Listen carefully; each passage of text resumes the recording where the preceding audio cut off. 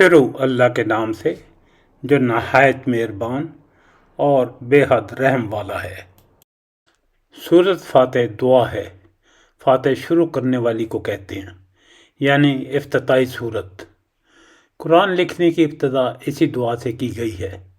اس میں اللہ تعالیٰ نے انسان کو سکھایا ہے کہ وہ بسم اللہ الرحمن الرحیم پڑھ کر اس کے حضور دعا گو ہوں۔ یہ افتتاحی آیت ہے اور قرآن کی ہر سورہ کا آغاز سوائے سورہ توبہ کے اس آیت سے ہی ہوا ہے۔ سورہ فاتح کو شروع میں رکھنے کا مقصد یہ ہے کہ جس نے بھی قرآن سے فائدہ اٹھانا ہے تو پہلے یہ دعا مانگے۔ انداز کلام مخاطب کو سکھانے کا نہیں ہے کہ وہ یوں دعا کرے، بلکہ اصل دعا قاری کی زبان پر جاری کر دی گئی ہے۔ ہر نماز میں قرأت بھی اسی سے شروع ہوتی ہے۔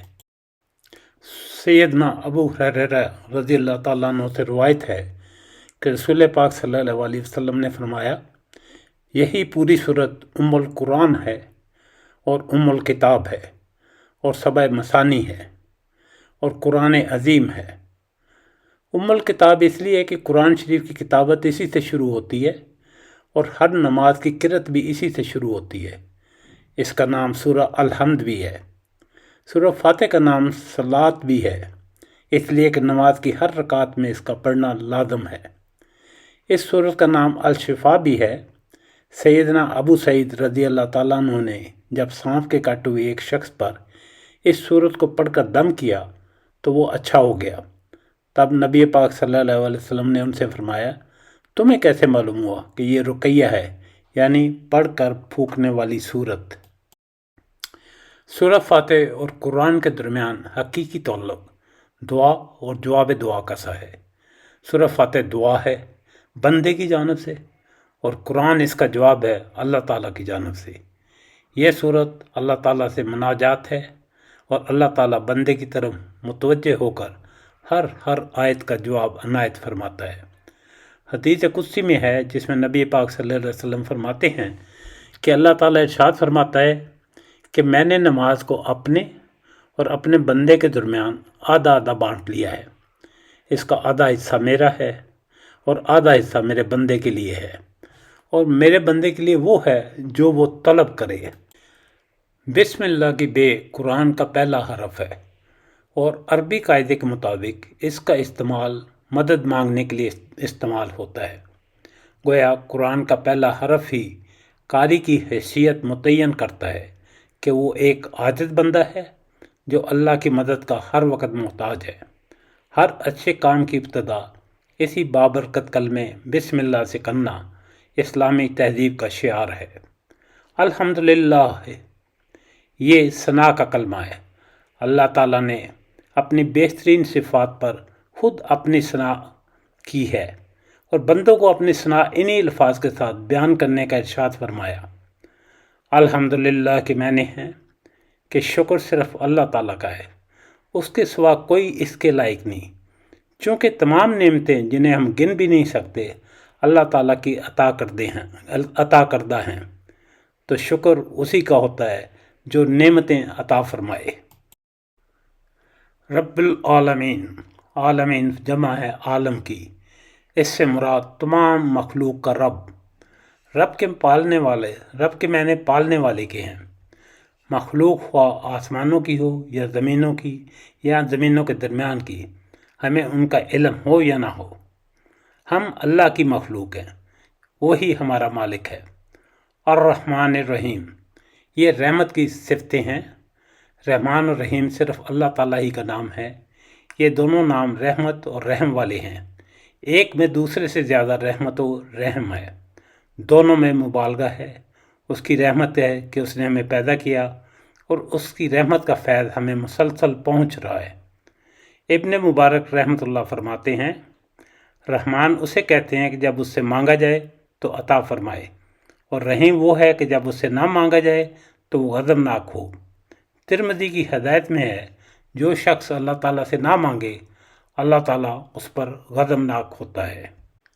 مالک یوم الدین، اس دن اللہ تعالیٰ کے سوا کوئی مالک، کوئی بادشاہ نہ ہوگا۔ یوم الدین سے مراد مخلوق کے حساب کا یعنی قیامت کا دن ہے۔ जिस दिन तमाम भले बुरे आमाल का बदला दिया जाएगा। इय्याका नअबुदु व इय्याका नस्तईन। इय्याका नअबुदु में शिर्क से बेजारी का ऐलान है।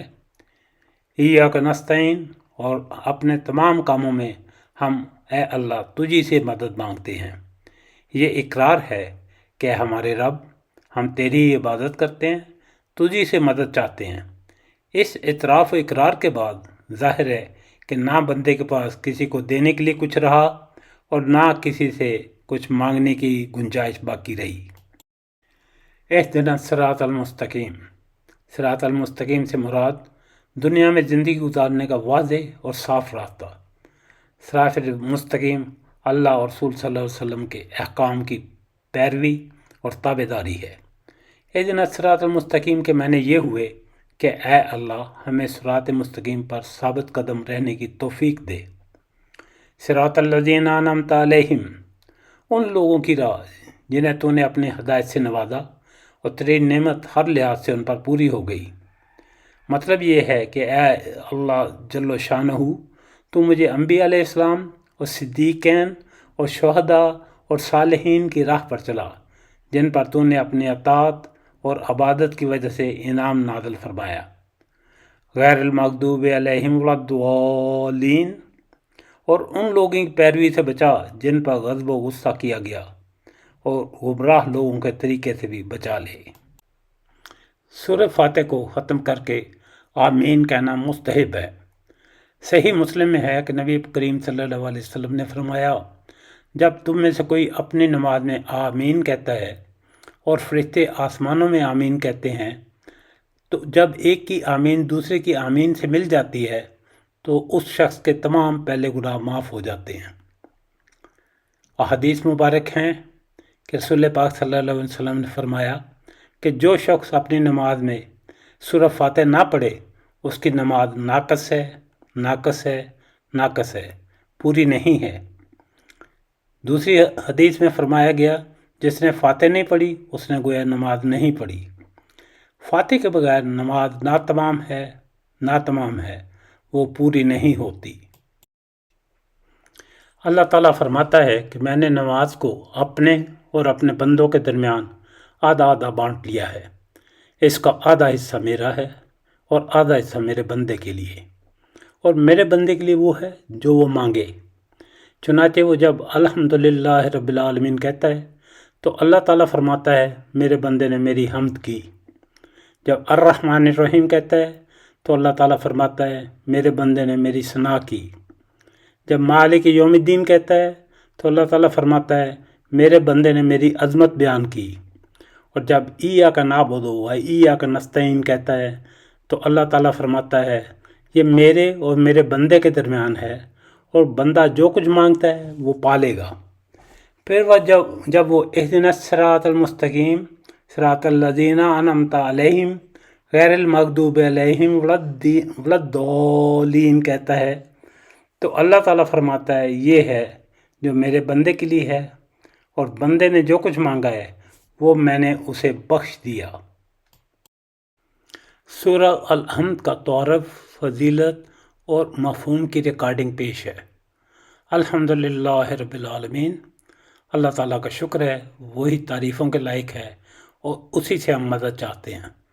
अल्लाह ताला हम सब को अपने पाक कलाम की सही समझ और उस पर अमल करने की तौफ़ीक़ अता फ़रमाए।